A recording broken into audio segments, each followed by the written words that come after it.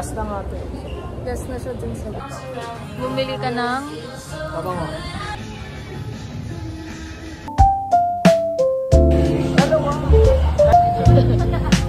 Masasabi mong masayang nangyari sa'yo. Yung kompleto tayo eh.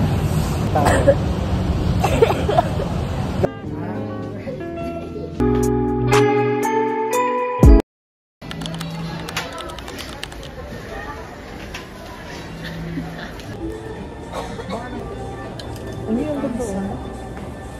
Beach ano? Ay. Binudol niya ako. Binudol niya ako? Ako nagbayad? Kasi sabi... Ako magbabayad, binudol? Hindi pwedeng surprise.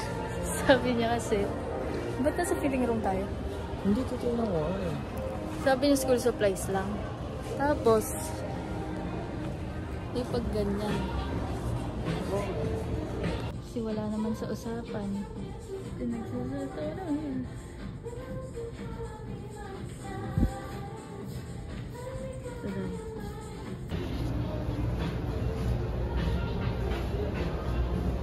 Pag ganyan.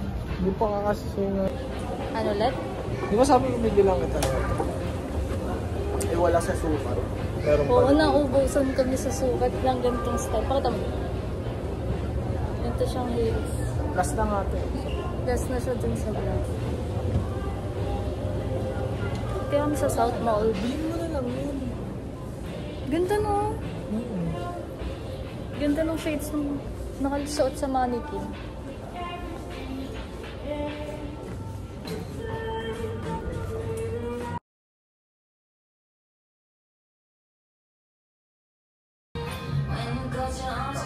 Bumili ka ng...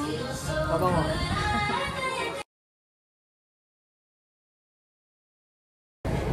Hi guys, dito kami ngayon sa... South Mall? Anong ginawa natin dito? Pumili kami ng gamit ni... Ayan, ni Tarzan. Thank you! Yung bago ng Bonchon, dito ako sa Bonchon. Ang liit lang na. Koreano. Koreano. Ako, si Joey Altar siya din. Masarap yan eh, feeling Parang ko. masarap. Sige. Sinurbagan ni ate naman. Parang last dapat ko sinusunod. Palpitation na miso. Ay. Sinabi. Palpitation. Wala pang ginakain. Papalpitate ako pag walang kain. Tapos nagkapit. Napaproud naman ako sa kuyang to. Bakit? Nagbabudget ako, no? Oo, dati. Dati hindi mo pa sila nabibilan ng school supplies na. Ngayon siya na yung inatasa ng mama at papa niya. Hindi, ako nagpunta. Nagpusa ka? Oo. Nagpusa ako. Ako nasa ano. I'm so proud of you. Dati kasi nung last year, nagbigay lang ako ng ano. Pambigay. Eh ngayon kasi free ka. Gusto ko kasi yung ano, mga mahal. Natatagal. Mahal na tatagal. Kaya sinakto namin ngayong album para maraming sale. Totoo. Pero hindi, isa lang naman yung... I know, sale nga din ang dalawa. Oo, sale yan. Ang ganda ng bag pa. Ay, kaya? Hindi na lang meron tayong ano. Oo, 50% off yung bag. Yung bag na... Teka sana. Meron siyang unang nakita. Sabi niya, ito na, ang ganda nito. Eh, nakita ko to. Tapos nung tinawagan niya si Ayen, ay, yan kuya, maganda to. Ha? Sinusulan mo kasi. Yung gusto ko. Yung gusto ko para sa kanya, yung pinili niya.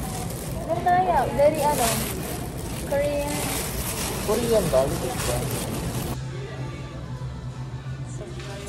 Sa birthday boy. Bilan natin ang damit sa birthday boy.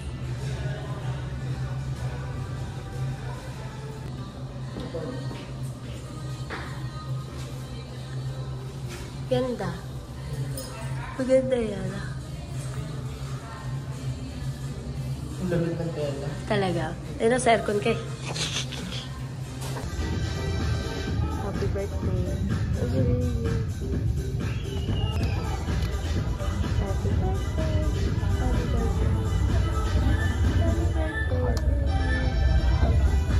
taon ka na? 23. Are you happy? Pagod na. Check ba? Maganda to.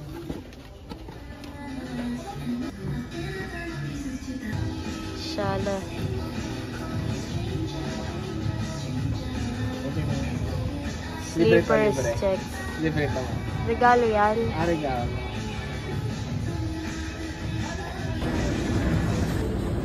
Cute eh. Saan? Siya. Dito kami sa SLBS.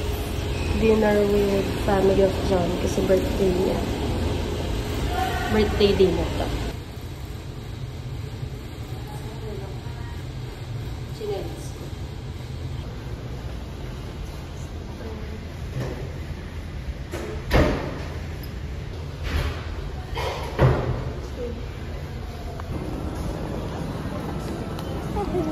Ngiti ka naman. Saan mo ko naman? Ngiti ka naman eh.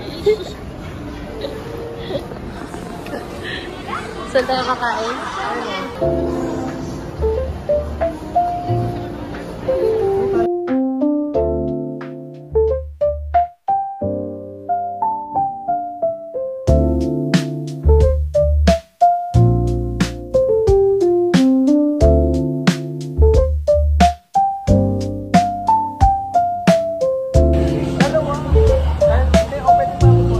Mag-isa muna kayo.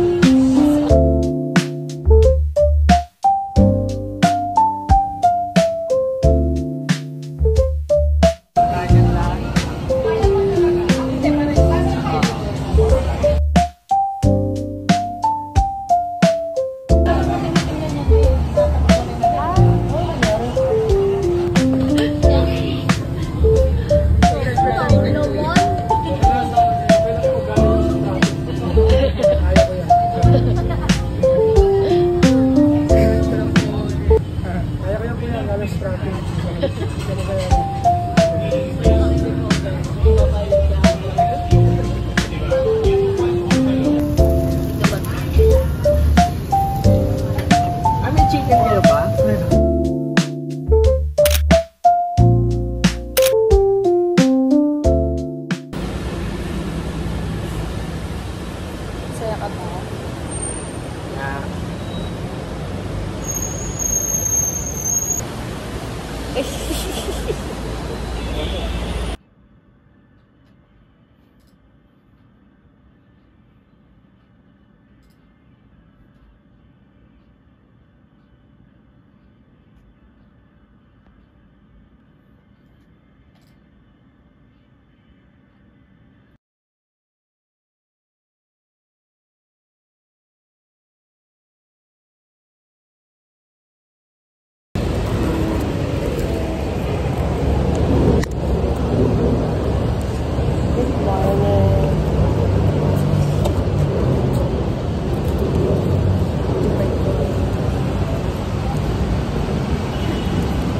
Ay, dito ako binabuksan.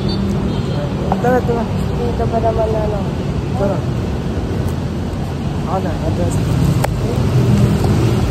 Ay, ano? Kinaano na ako din. Pasin yung mukha mo. Kinakalabit niya ako. Ay, pusa dito sa gilid.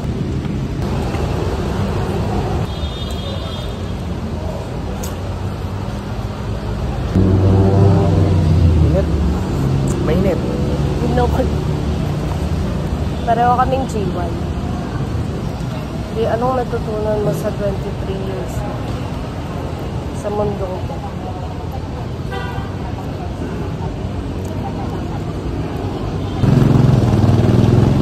Huwag maging greedy sa buhay.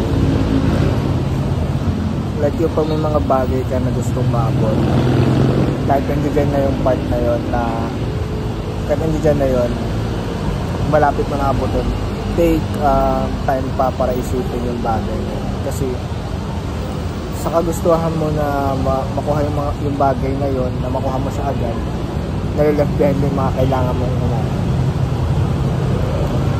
Ayun yung natutunan ko. Tumatak sa isip ko na, ay, ito nga yun. Bako ka naman yung bagay na ito eh. in the process, yung hindi ko kailangan i-bypass yung mga ibang bagay. Don't greedy too much. Huwag ka maging greedy sa buhay. Kasi pag palalos-lalos ka sa mga desisyon mo, yung na-acquire mo nga yung bagay na yon, pero yung mga pinanggal, yung mga nahakbangan mo, for sure, pag palalos-lalos ka sa buhay, marami ka nakakaligtaan. Na mas mahalaga pa kaysa sa na-acquire mo. Sa goal mo. Yung nasa process. Kasi yun aminado ako, greedy ako sa mga bagay na hanggang sa sinampal sa akin nakapagpahalan na ayun na yung hinahanap mo, pero wala kang ganito, wala kang ganyan, hindi mo nagawa tong ganito. Ayun yung natutunan ko. Papasalamat ako sa Panginoon dahil ayun, hinulat niya ako sa ganun. Meron na bang nagbigay sa'yo ng advice na sobrang tumatak sa'yo? Saan marami Siyempre sa mga business mo na nakausap natin. Isa lang. Nahihirapan. Mr. Tumanitay. Actually, 2 sentence lang siya. Yun na ko. Kung hindi ngayon, kailan pa? Oo nga Kung hindi ko nga siya gagawin, o yung mga bagay na gusto kong gawin na kailan mo pa gagawin para sa sarili mo? Pag naghihingalo ka na, or pag napapaglipasan ka na ng panahon, pag yung time na hindi ka na makasabay, kasi nga dahil mo ng duty sa buhay, dagdag mo pa yung matanda ka na, iisipin mo na hindi ka na makakasabay sa ganyan kasi matanda ka na, kailan mo pa susunod, di ba? Kaya ngayon, sinasamantala ko habang malakas pa. Ano gagawin ngayon? Kailan mo? Antayin mo na may tumulong sa'yo, antayin mo na sapuhin ka ng katotohanan na kailangan mong gawin yun para hindi ka maghirap. Kailangan mo munang mahirapan ka bago mo gawin yung mga bagay na dapat mong gawin. Or kailangan ba maging malungkot ka ng sobra para gawin yung mga bagay na lang makakapagpasaya sa'yo? Advice ko lang, dun ka sa kung saan ka masaya. Paano kung yung masaya hindi pala maganda?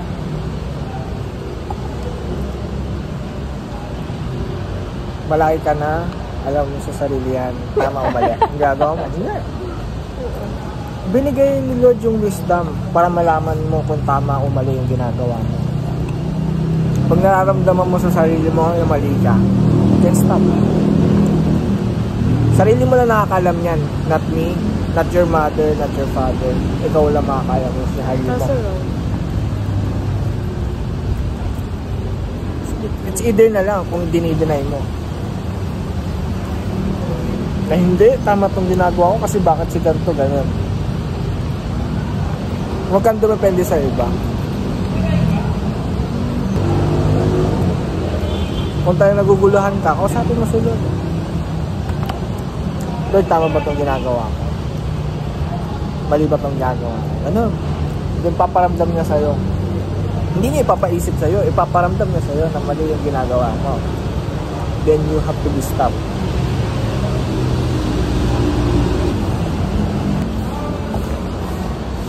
Sa 23 years mo, ano yung pinaka masasabi mong masayang nangyari sa iyo? Yung kompleto tayo. Yung walang nawala. Simula nung naging tayo. Hanggang ngayon. Diba? Sila, yung family mo, kompleto. Although kahit si daddy, si tito na una na. Daddy. Or both side ko, sa parents natin. Sila mama, sila papa. Sila ayan. Doon, yun yung mga masayang bagay na nangyari sa pinakamasaya nangyari sa 2022. Wala na makakapantay doon. Dahil isa kayo sa mga foundation doon. Pinakamalungkot. Yung nag-aaway tayo. Joke lang, hindi. Yung utang. Yung utang. Ba nagmamatay?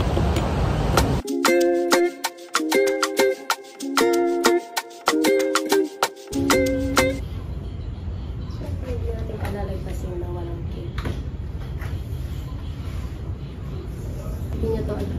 Hindi niya to alam. Pakita ko pala. Haba ko. Yun o.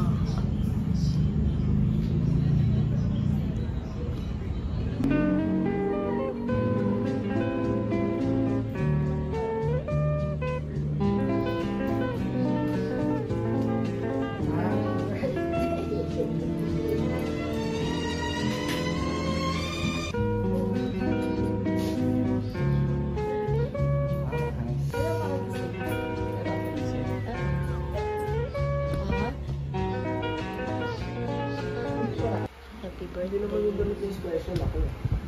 Ha? Hindi naman damit yung special ako naman eh. Anis. Diyan na natin siya.